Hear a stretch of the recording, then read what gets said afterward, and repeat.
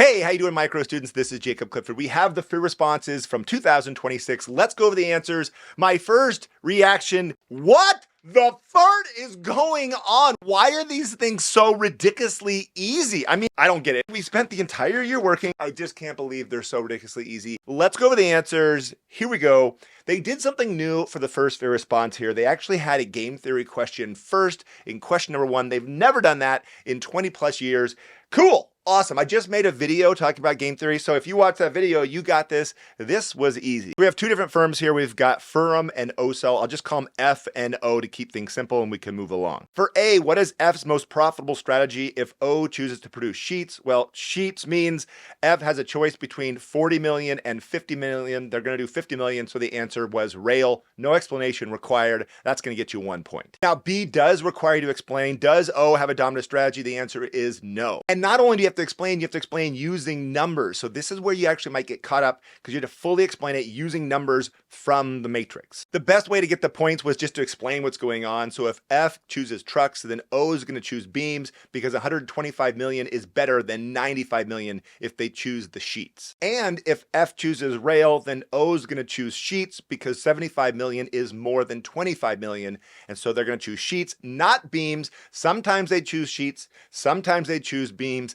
Therefore, they do not have a dominant strategy. So O doesn't have a dominant strategy, but F does, and it's actually rail, which helps you with part C. F is going to choose rail every single time, so it's up to O to decide what they're going to choose, either sheets or beams. They're going to choose sheets. So the right answer here is rail and sheets. F's going to choose rail, and O is going to choose sheets.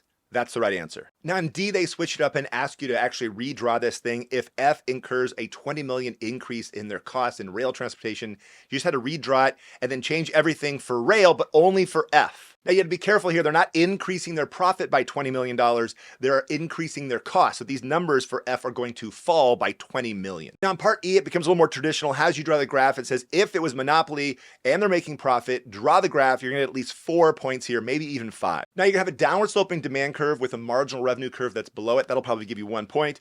A marginal cost curve and showing where MR equals MC as the quantity, price up to demand. That's going to be another point. Then you have to have the ATC. Now you didn't have to show the area profit, but you have to show that there is profit. So the ATC has to be below where the price hits the demand curve, and you have to shade in the area of deadweight loss. Remember, that's the area of this triangle. Easy peasy. Part F I talked about multiple times in all my review sessions. If the government imposes a lump sum tax, it's going to stay the same. But it does ask you to explain. To get that point, you had to say a lump sum tax does not affect the marginal cost, so it's not going to affect where MR equals MC. The quantity is going to stay the same. Because the rest of the free response was easy, they might be really strict with this one. You might have had to say the marginal cost and the marginal revenue won't change when there's a lump sum tax to get that actual point. Now, if you thought question 1 was easy, question 2 was even easier. You've done this hundreds of times. It all starts off giving you a chart with the quantity of helmets produced, the total cost, and the marginal cost. They've already done the calculation for you. And they say, okay, the price is set by the market. It's $60, and there's a fixed cost of $80. First question is identify the market structure. Is this perfect competition, monopoly competition, oligopoly, monopoly? The answer is perfect competition. No explanation required. Easy. Now, the reason why is because the price is set by the market. This firm is a price taker. Now, for questions B and C, they have you do some calculations. For B, they say, what's the average variable cost of producing 4 helmets? Show your work. The right answer, well, you have to figure out what the total variable cost is by subtracting out the fixed costs. So the total cost was 200. If you subtract out the fixed cost, you get 120, which is the total variable cost. Divide that by quantity. That's going to give you $30 is the average variable cost. Again, you had to show your work. If you didn't show the work and set up those equations, you're not going to get the point. Now in C, they ask you to calculate the economic profit when they sell 5 helmets. To figure that out, you had to get the total revenue. So 5 helmets times the $60 price is going to give you $300 of total revenue. When you subtract out the total cost of $235 for producing 5 units, you end up with $65 of economic profit. Again, you had to show your work, set up those equations, or you don't get the point. Now in D, they ask you to find the profit maximizing quantity. To do that, just add a new marginal revenue column, compare the marginal revenue to the marginal cost. And you should keep producing as long as the marginal revenue is greater than the marginal cost. So the right answer here is 8 units. But again, you had to fully explain. I bet a lot of students are going to miss this point because they're just going to say it's where MR equals MC. They're not going to give you that because in this case, MR doesn't equal MC. Now to get the point, you likely have to say something like you got to produce where the MR is greater than the MC without the MC going over,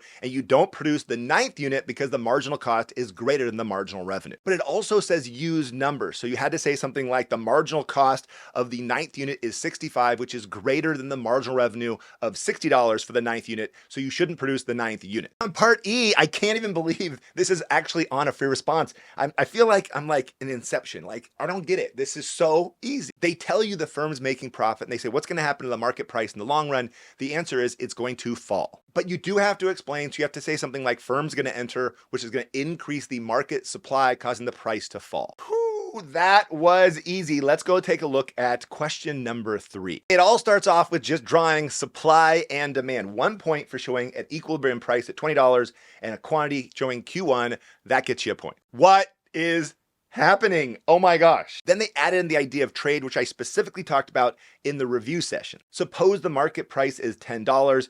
Draw that $10 price and label the new quantity Q2, which is right here. It's on the domestic supply curve. Again, no explanation required. That got you 1 point. Now, will total economic surplus increase, decrease, or remain the same? The answer was increase. Again, no explanation. Get you a point. Now in part C, they ask you something we haven't seen a lot on very many free responses, but I cover it in my class. I've explained it to teachers and I've explained it in my video. If there's a $5 tariff, then the world prices go from $10 up to $15. For CI, you had to show the quantity, so the price goes now up to 15. The new quantity is right here. They ask you to label it Q3. Again, no explanation required, but the concept is easy. When there's a tariff, price goes up because we're not paying cheaper world prices, and producers, domestic producers, are going to produce more. And the last part in C, what's going to happen to the domestic producer surplus? The answer was it's going to increase. Now this one you do have to explain. Say something like when the price goes up, now producers can produce more output, increasing the difference between what the price is and what they're willing to sell it for. Producer surplus has increased. In fact, that's a little tricky. I'm not exactly sure what they're going to allow and not allow. I'm not sure if it's just enough to say, well, the price went up, so producer surplus went up. They might have you actually say something about the quantity going up as well, but we'll have to see when we see the rubric. Now, overall, I think these free responses were a cakewalk. I hope you did great on the free responses and the multiple choice questions. I want to thank you so much for watching my videos and let me help you learn and practice microeconomics this year. Even though we probably practice at this level, but you were tested at this level, that's okay. You guys are awesome. Thanks for watching. Until next time.